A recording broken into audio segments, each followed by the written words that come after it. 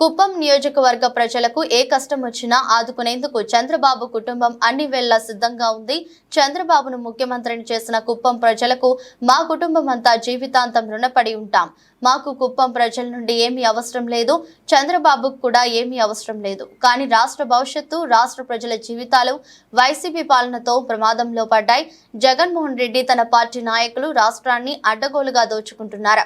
గంజాయి, డ్రగ్స్, కల్తీ మద్యం, ఇసుక, మట్టి, గ్రావెల్ ఇలా ఏది దొరికితే దాన్ని దోచుకుని వైసీపీ నేతలు తమ జేబులు నింపుకుంటున్నారు.